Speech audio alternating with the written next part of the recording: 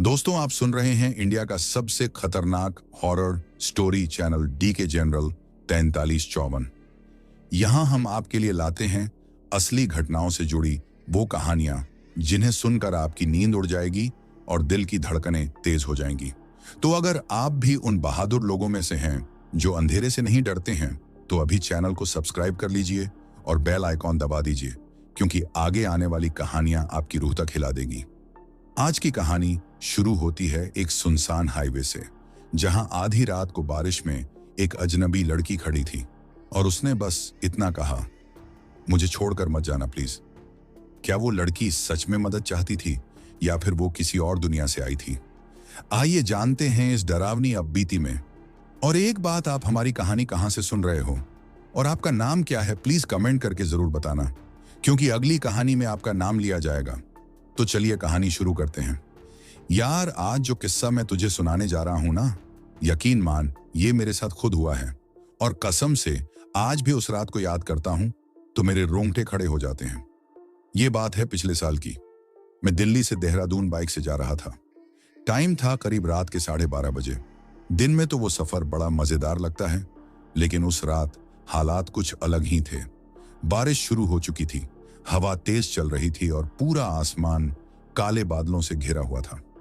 सड़क के दोनों तरफ घना जंगल और बीच में वो सुनसान पुराना हाईवे। तू यकीन नहीं करेगा, लेकिन उस रास्ते पर उस वक्त एक भी गाड़ी नहीं थी।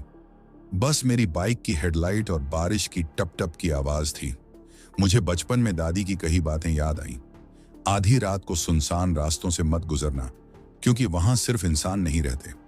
मैंने सोचा ये सब अंधविश्वास है, लेकिन जैसे ही मैंने हाईवे का एक लंबा मोड़ काटा, मेरी रूह तक कांप गई। सड़क के किनारे बारिश में पूरी तरह भीगी हुई एक लड़की खड़ी थी। उसने सफेद सूट सलवार पहना हुआ था, बाल चेहरे से चिपक गए थे और कंधे पर एक बैग लटका हुआ था। वो कांप रही थी जैसे बहुत देर से बारिश में फंसी हो। यार, उस वक्त दिल कह रहा था बाइक मत रोको, सीधा निकल जाओ, लेकिन नजरें उसके चेहरे पर अटक गईं। उसकी आंखों में एक अजीब सा डर था, जैसे किसी से मदद की गुहार लगा रही हो। मैंने झट से ब्रेक मार दिया, बाइक उसके पास रोकी और हेलमेट उतार कर बोला, आपको कहां जाना है? वो धीरे धीरे मेरी तरफ मुड़ी और कांपती हुई आवाज में सिर्फ इतना कहा, मुझे छोड़कर मत जाना प्लीज। यार, उस लड़की की वो बात सुनकर मेरे हाथ पांव सुन्न पड़ गए। आधी रात का सुनसान हाईवे, ऊपर से वो भीगी हुई लड़की और उसके होंठों से निकली ये अजीब सी लाइन। दिल ने कहा कि तुरंत बाइक स्टार्ट करके भाग जाऊं, लेकिन ना जाने क्यों मेरे पैर जैसे जमीन में जकड़ गए थे। मैंने हिम्मत जुटाकर कहा, बैठ जाइए, मैं छोड़ देता हूं। वो कुछ नहीं बोली, बस चुपचाप बाइक के पीछे बैठ गई।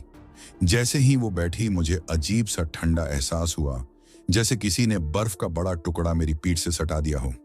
बारिश तो थी ही, लेकिन वो ठंड अलग ही तरह की थी। मैंने बाइक गियर में डाली और चल पड़ा। कुछ देर तक हम दोनों चुप रहे, सिर्फ इंजन की आवाज और बारिश की बूंदें सुनाई दे रही थीं। फिर मैंने उससे पूछा, आपको कहां जाना है? उसने हल्की सी आवाज में कहा, आगे थोड़ी दूर। उसकी आवाज इतनी धीमी थी कि हेलमेट पहनकर सुन पाना मुश्किल हो रहा था, लेकिन एक बात साफ थी, उसमें एक अजीब सा कंपन था, जैसे किसी गहरे दर्द से गुजरी हो। मैंने सोचा शायद वो किसी मुसीबत में है। फिर मजाक में हंसते हुए कहा, इतनी रात को आप यहां अकेली कैसे रह गई? यार, उस पल उसने जो जवाब दिया ना, मेरी रगों में खून जम गया। उसने धीरे से कहा, मैं अकेली नहीं हूं, तुम भी अब मेरे साथ हो। यार, उसके ये शब्द सुनकर मेरी रीढ़ की हड्डी में जैसे बिजली सी दौड़ गई। मैंने हल्की सी हंसी में छुपाने की कोशिश की, अरे मैं तो वैसे भी आपके साथ हूं, आपको छोड़कर थोड़ी ना जा रहा सा हूं। लेकिन भाई, मन ही मन डर से पसीना छूट रहा था। बारिश के बीच मैंने शीशे में पीछे देखने की कोशिश की। हेलमेट के छोटे से शीशे में उसकी झलक दिख रही थी। और तू यकीन नहीं करेगा, वो लड़की बाइक पर तो बैठी थी, लेकिन उसकी परछाई बिल्कुल नजर नहीं आ रही थी। मेरी सांसें तेज हो गईं। मैंने गियर बढ़ाया और सोचा जल्दी से जल्दी इस सुनसान रास्ते से निकल जाऊं। तभी वो अचानक बोली, थोड़ा आगे बाईं तरफ मोड़ना, वही मेरा घर है। भाई, उस वक्त दिल तो कह रहा था सीधे निकल जाओ, लेकिन अजीब सा खिंचाव था, जैसे मेरे हाथ खुद ब खुद हैंडल घुमा रहे हों। मैंने बाइक उस मोड़ पर ले ली। वो रास्ता और भी सुनसान था, घना जंगल, बीच से जाती टूटी फूटी पगडंडी और बारिश की तेज आवाज। आगे जाकर अचानक वो बोली, बस यहीं रोक दो। मैंने ब्रेक लगाया। लाइट्स के सामने एक टूटा फूटा पुराना बंगला खड़ा था। दीवारों पर खाई जमी थी, खिड़कियों के शीशे टूटे हुए थे और दरवाजे पर जंग लगा ताला लटक रहा था। मैंने डरते डरते कहा, आपका घर ये है? उसने मेरी तरफ झुककर फुसफुसाते हुए कहा, हाँ यही है, और अब यही तुम्हारा भी घर है। यार, उसकी वो बात सुनकर मेरी सांस अटक गई। मैं घबरा कर बोला, ये तो बंद पड़ा है, यहां तो कोई नहीं रहता। वो हल्की सी मुस्कुराई, लेकिन भाई उसकी मुस्कान में कुछ अजीब था। वो मुस्कान इंसानी नहीं थी। उसने मेरी आंखों में देखते हुए कहा, दरवाजा तो तभी खुलता है जब कोई अपना लौट कर आए। जैसे ही उसने ये कहा, अचानक उस जंग लगे ताले की किर्र किर्र आवाज आई और दरवाजा अपने आप खुल गया। भाई, मैं तो वहीं पत्थर का बन गया। बारिश रुक चुकी थी, लेकिन अंदर से ठंडी हवा का ऐसा झोंका आया कि मेरी हड्डियां तक जम गई। वो लड़की धीरे धीरे उतरी और बंगले के अंदर जाने लगी। रुकते रुकते पीछे मुड़ी और बोली, चलो तुम भी तो मेरे अपने हो। भाई, उस वक्त समझ नहीं आ रहा था कि भागूं या उसके पीछे जाऊं, लेकिन अजीब सा खिंचाव था, जैसे मेरे कदम मेरे बस में ही नहीं हो। मैं डरते डरते उसके पीछे चल पड़ा। अंदर घुप अंधेरा था, सिर्फ मेरी बाइक की हेडलाइट दूर से दरवाजे तक चमक रही थी। अंदर आते ही नजर दीवारों पर पड़ी। हर जगह अजीब सी तस्वीरें लटकी हुई थी, और तू यकीन नहीं करेगा भाई, उन तस्वीरों में वही लड़की थी, हर बार अलग कपड़ों में, लेकिन चेहरा बिल्कुल वही।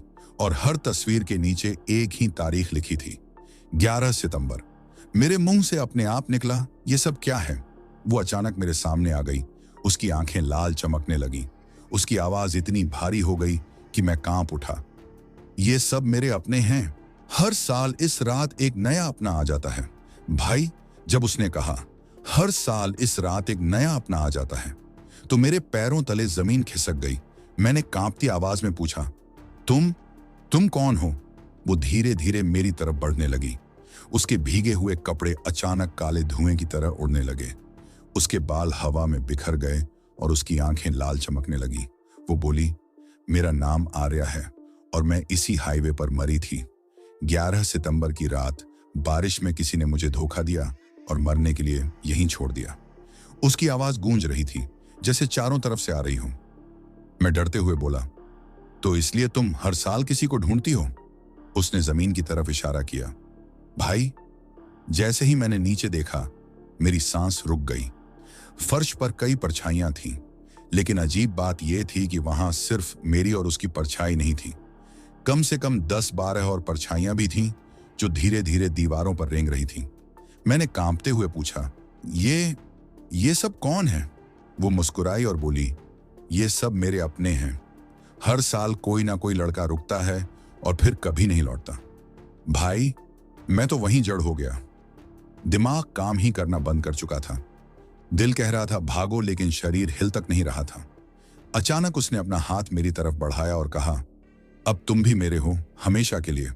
उसका हाथ इतना ठंडा था कि जैसे बर्फ की सलाखें मेरी नसों में उतर रही हों। और तभी पीछे से दरवाजा धड़ाम से बंद हो गया। भाई, दरवाजा धड़ाम से बंद हुआ तो दिल जैसे सीने से बाहर आ गया। मैं पूरी ताकत से दरवाजे की तरफ भागा, हैंडल खींचा, धक्का मारा, लेकिन दरवाजा जैसे पत्थर की दीवार बन चुका था।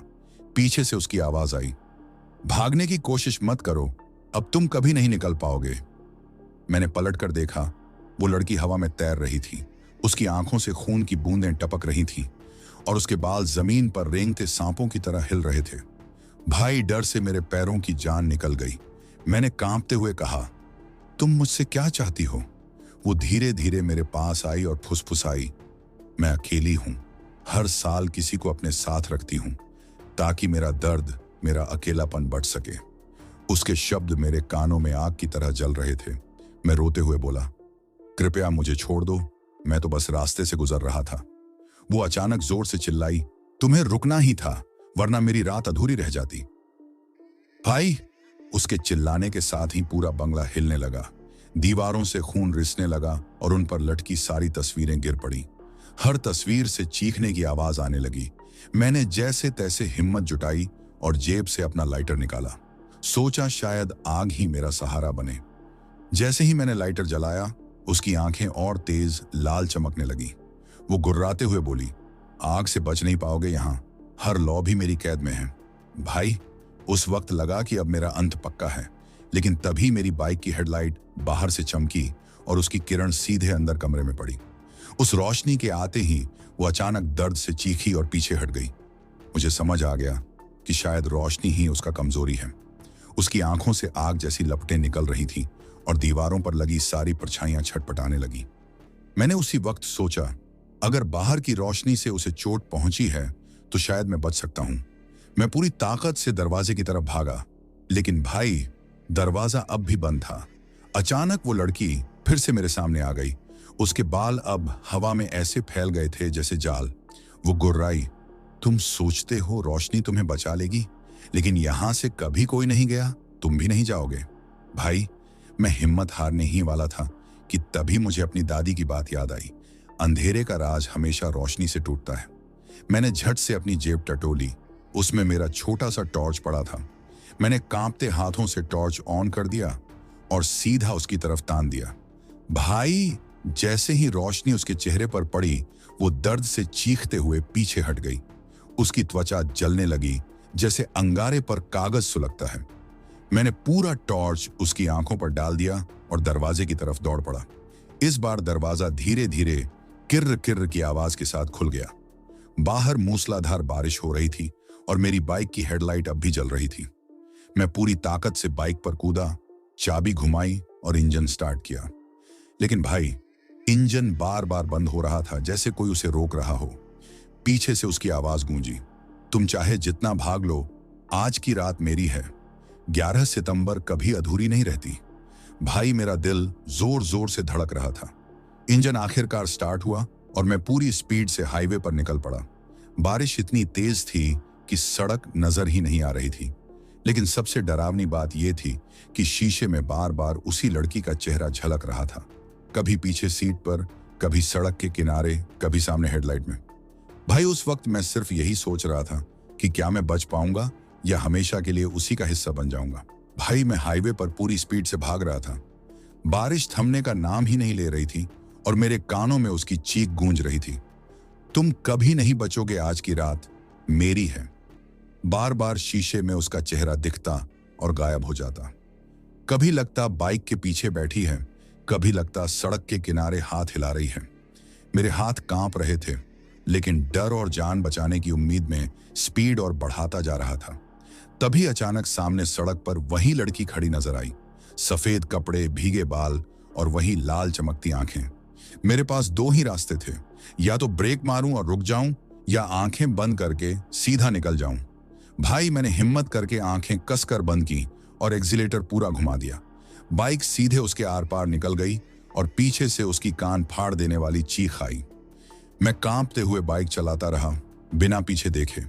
करीब आधा घंटा भागने के बाद आखिरकार मुझे एक ढाबा दिखाई दिया, जहां कुछ ट्रक ड्राइवर खड़े थे। मैं तुरंत वहां रुका, बाइक साइड में लगाई और गिरते पड़ते ढाबे के अंदर घुस गया। मेरे कपड़े भीगे हुए थे, सांसें तेज थीं। एक बुजुर्ग ढाबे वाले ने पूछा, क्या हुआ बाबू, ऐसे क्यों कांप रहे हो? मैंने कांपती आवाज में सब कुछ बता दिया। उसने गहरी सांस ली और बोला, तुम बच गए, वरना कोई नहीं बचता। हर साल 11 सितंबर की रात उसी मोड़ पर एक लड़की की आत्मा मिलती है, लोगों से लिफ्ट लेती है और जो भी उसे साथ ले जाता है वो कभी घर नहीं लौटता। तुम्हारी किस्मत अच्छी थी कि तुम्हारे पास रोशनी थी। भाई, मैं सुन्न हो गया, यानी वो हादसा सच में हुआ था। उस रात के बाद मैंने कसम खा ली कि आधी रात को कभी सुनसान हाईवे पर नहीं निकलूंगा। लेकिन आज भी जब 11 सितंबर की रात आती है तो हमें लगता है जैसे वो लड़की फिर से मेरा नाम पुकार रही है। तो दोस्तों, कहानी खत्म हुई, लेकिन सवाल अभी भी दिमाग में गूंज रहे होंगे। क्या वो लड़की सच में जिंदा थी, या फिर वो अब भी किसी और दुनिया में घूम रही है, अपना इंतजार करती हुई? अगर आप डर, सस्पेंस और असली हॉरर कहानियों के शौकीन हैं तो तुरंत डीके जनरल 43 को सब्सक्राइब करें और बेल आइकॉन दबाएं, क्योंकि हमारी अगली कहानी और भी डरावनी होगी और हो सकता है अगली बार आप ही सुनसान हाईवे पर उसके सामने खड़े हों। तो देर किस बात की, जल्दी सब्सक्राइब कीजिए।